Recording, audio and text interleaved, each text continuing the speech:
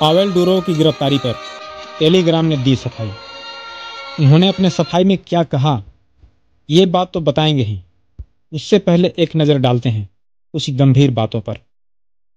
आज मैं मोटिवेशन देने नहीं, अलर्ट करने आया हूं।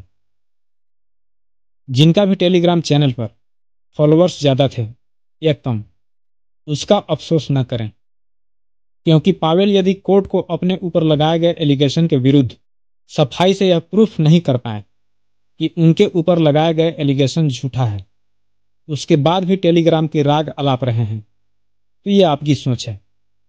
हाँ, थोड़ी देर के लिए अफसोस तो होती ही है, पर ऐसे प्लेटफॉर्म से ज़्यादा अपेक्षा रखना ठीक नहीं है।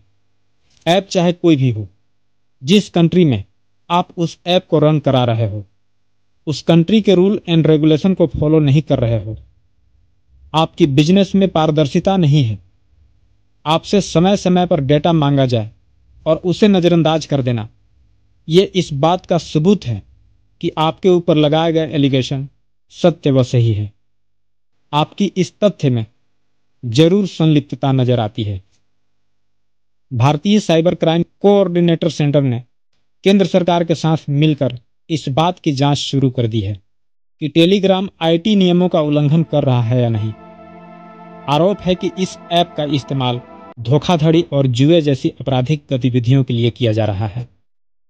फ्रांस में पावेल डुरोव को गिरफ्तार किए जाने पर अब उनकी कंपनी टेलीग्राम ने सफाई दी है।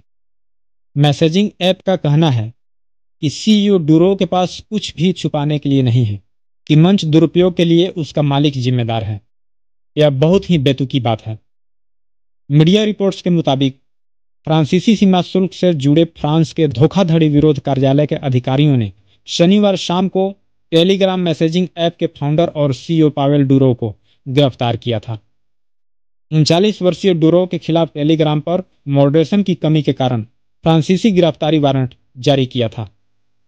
आरोप है कि प्लेटफॉर्म का इस्तेमाल कथित तौर पर मनी लॉन्ड्रिंग, ड्रग तस्करी और पीडोफाइल सामग्री साझा करने के लिए किया गया।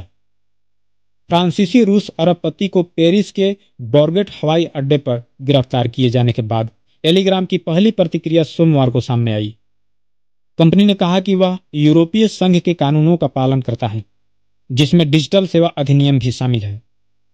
90 करोड़ से अधिक सक्रिय यूजर्स वाले मंच ने कहा, टेलीग्राम के सीईओ पावेल डुरोव के पास छिपाने के लिए कुछ भी नहीं है।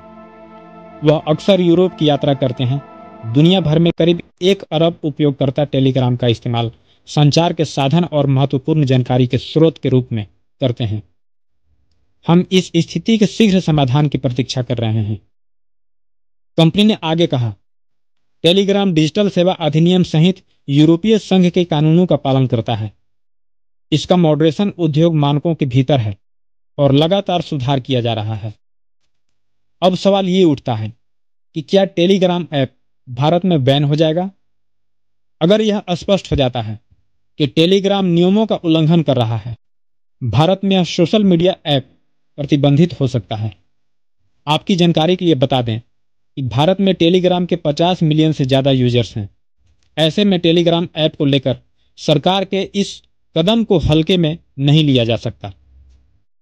जिनका भी टेलीग्राम चैनल पर फॉलोअर्स ज्यादा थे या कम, उसका अफसोस नहीं करें, क्योंकि पावेल यदि कोर्ट को अपने ऊपर लगाए गए एलिगेशन के विरुद्ध सफाई से यह प्रूफ नहीं कर पाए कि उनके ऊपर लगाए गए एलिगेशन झूठा है, उसके बाद भी टेलीग्राम की राग अलाप रहे हैं, तो ये आपकी सोच है। हाँ, थोड़ी देर के लिए अफसोस होती है, पर ऐसे प्लेटफॉर्म से ज्यादा अपेक्षा न रखें। ऐप चाहे कोई भी हो, जिस कंट्री में आप उस ऐप को रन करा रहे हैं, उस कंट्री के रूल एंड रेगुलेशन को फॉलो नहीं कर रहे हैं, आपकी बिजनेस में पारदर्शिता नहीं है, आपसे समय समय पर डेटा मांगा जाए और उसे नजरअंदाज कर देना, ये इस बात का सबूत है कि आपके ऊपर लगाए गए एलिगेशन सत्य व सही है। आपकी इस तथ्य में जरूर संलिप्तता है। इसे सपोर्ट करने का मतलब गलत चीजों का बढ़ावा देना है। बाकी आप लोगों की क्या राय है, कमेंट करके जरूर बताइएगा। मिलते हैं नेक्स्ट वीडियो में एक नए टॉपिक के साथ। तब तक के लिए जय हिंद, वंदे मातरम।